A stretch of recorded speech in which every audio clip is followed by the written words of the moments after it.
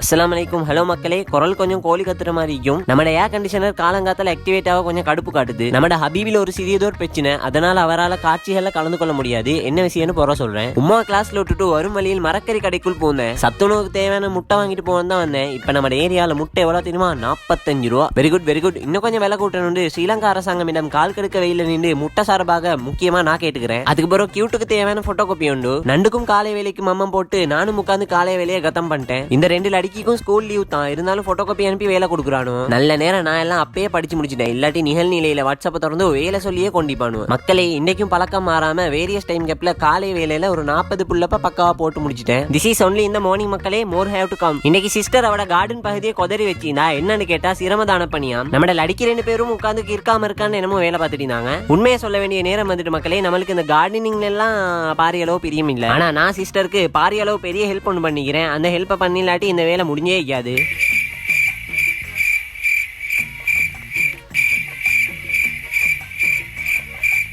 நான் மட்டும் தான் சிஸ்டர் டவுட்டுக்கு பெல் அடிச்சுட்டு போவேன். எப்படியும் ஒரு நாளைக்கு ஒரு 58 முறையான பெய்த்துருவேன். பெய்த்து பார்த்தா ஆர்டிஸ்டல் களம் இறங்கி விட்டார்கள். லீவுண்டு வந்தா தான் இந்த 2 பேரும் ஆக்டிவேட் ஆகுறாங்க. இன்னைக்கு பகல் வேலை உணவுக்கு சோப்பரிசி, முட்டை மற்றும் வெங்காய பிரட்டல். ஃபுல்லா சைவம் தான். அடே முட்டைக்கு இது என்னடா சைவம்னு கேட்டீங்கன்னா, என்ன பொறுத்த வரைக்கும் முட்டையும் சைவம் தான். வெள்ளே மண்டை கொஞ்சம் கிருகிருன்னு இருந்துச்சு. அப்புறம் மண்டை வலி ஒன்று ஸ்டார்ட் ஆகிட்டு இது சரி வராதுன்னு சொல்லி உண்ட மயக்கத்துல ஒரு உரக்கத்தை போட்டேன். தேநீர் இடைவேளைக்கு நான் இல்லை என்பதால் மூடி வச்சிருந்தாங்க. ஆறி பெய்த்துட்டு அதையும் சூடாக்கி குடிச்சிட்டு அப்படியே கிருக்குன்னு சொல்லி மீண்டும் பயிற்சிக்கு பாய விரிச்சேன். இரவு நேரத்தில் புல்லப் கம்மியில் இவ்வளவு தான் ஒலிக்கும். காலை வேலையில் ஒரு 40, இப்போ ஒரு 35 புல்லப். அதுக்கப்புறம் ஸ்குவாட்ஸ் ஒரு 30 போட்டேன். அத்துடன் பயிற்சியை கத்தம் பண்ணிட்டு சுட்ட நீரில் ஒரு கழுவலை போட்டு வந்தேன் மேலுக்கு. இந்த இடத்தில் கை கொஞ்சம் சிவரிங்காவும் காட்சி கிருக்கு நிக்காது. சிஸ்டர் செஞ்ச பிரியாணியில் குஸ்காவை போட்டு தின்னு விட்டு தின்னும் வேலையில் நம்ம பிரெக்னன்ட் லேடியும் வந்திருந்தாங்க. புபு இன்றைக்கு முட்டை தான் இருந்துச்சு. திண்டத்துல நீ பாதி நான் பாதி.